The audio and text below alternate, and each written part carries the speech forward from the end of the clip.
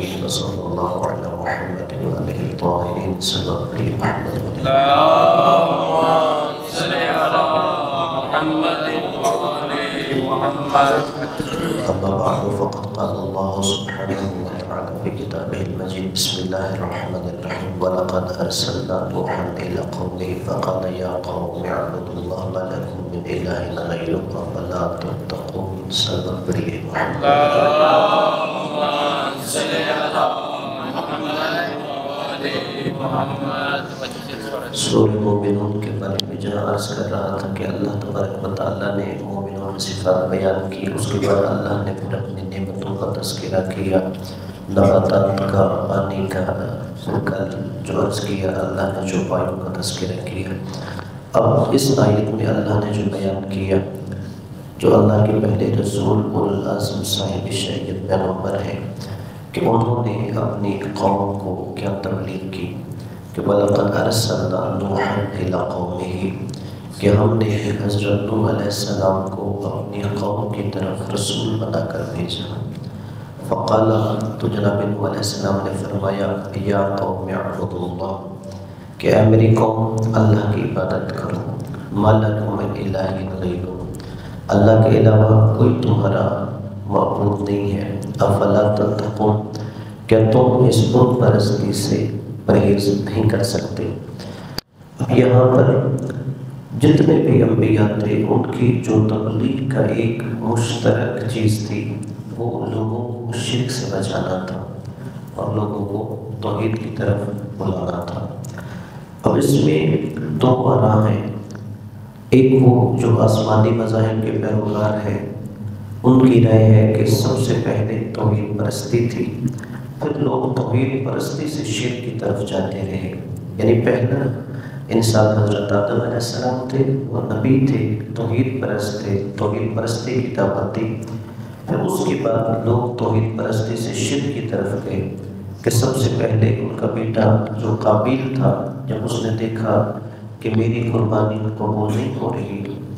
کہ آگ نے حابیل کی قربانی کو جلا دیا ہے، تو پھر اس نے ایک آگ روشن کی اور آگ کی پرست شروع کر دی۔ یہ سب سے پہلے توحید سے انحراف تھا کہ وہ آتش پرست بن گیا۔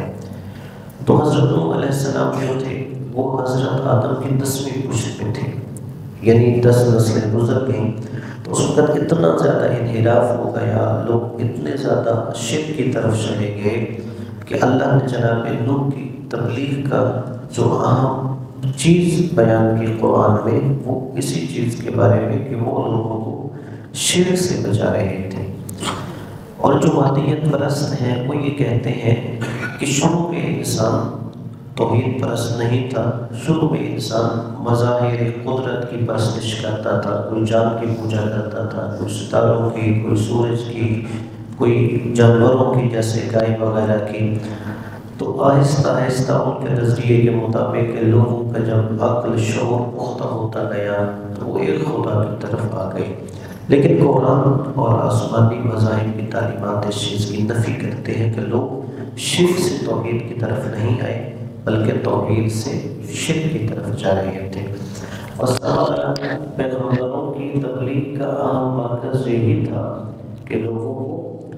شرک سے بچایا جائے، لوگوں کو توحید کی طرف دعوت دی جائے، اور یہی وجہ ہے کہ حضرت نوح علیہ السلام نے بھی اپنے قوم کو اسی چیز کی طرف بلایا کہ جو حضرت آدم علیہ السلام کے بعد وہ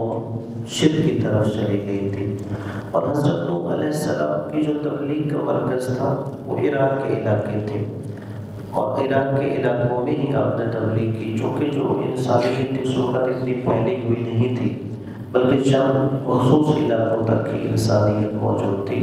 اور حضرت نوح علیہ السلام نے لوگوں کو جس پیغام کی طرف بلایا کہ اللہ نے کہا ان الشرک لظلم عظیم، کہ جو سب سے بڑا گناہ ہے وہ شرک ہے، اور پھر اللہ نے کہا ان اللہ لا یغفر ان یشرک بہ ویغفر ما دون ذلک لمن یشاء، کہ اللہ کبھی اس گناہ کو معاف نہیں کرتا کہ کوئی کسی کو اس کا شریک ٹھہرائے، یعنی واحد ایک گناہ جس کی معافی نہیں ہے وہ شرک ہوتا ہے، اور اللہ نے کہا وَيَغْفِرُ مَا دُونَ ذَلِكَ لِمَن يَشَاءُ، ہاں اس کے علاوہ کوئی بھی گناہ ہو تو اللہ اسے معاف کر سکتا ہے۔ تو لہذا سب سے پہلے جو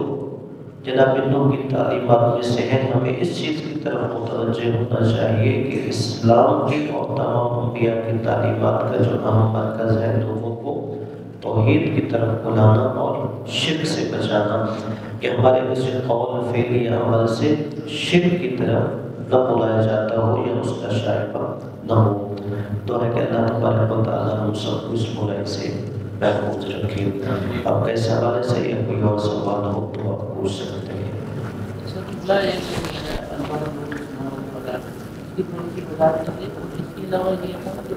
دیکھیں جیسے اللہ نے کہا کہ جو ذرا برابر نیکی کرے گا وہ اس کو پائے گا، اور جو ذرا برابر برائی کرے گا، اس کا اور وہ شاید میں یعنی شرک کے علاوہ اللہ جسے معاف کرے، اس کے حوالے سے اللہ نور سماوات والارض کہ اللہ زمین و آسمان کا نور ہے۔ نور سے مراد کیا ہے؟ ہم سمجھتے ہیں کہ نور سے روشنی کو کہتے ہیں۔ نور کی تعریف یہ ہے کہ ظاہر بنفسہ کا مظہر لغیرہ، کہ نور یعنی ایسی چیز جو اپنی ذات کو ظاہر کر رہا ہو اور دوسرے کو اس کے ذریعے ظاہر کیا جا رہا ہو۔ جو کہا جاتا ہے کہ اللہ نور ہے، یعنی اللہ اپنی ذات کو ظاہر کرنے کے لیے کسی دوسرے کا محتاج نہیں ہے، لیکن دوسری چیزیں جیسے اس میں اللہ نے کہا کہ زمین و آسمان کو ظاہر کرنے والی اللہ کی ذات ہے، اس چیز کی طرف اشارہ ہے، یعنی زمین و آسمان خود سے نہیں بن گئے بلکہ جو ان کا بنانے والا ہے، وہ ظاہر کرنے والا ہے، وہ اللہ ہے۔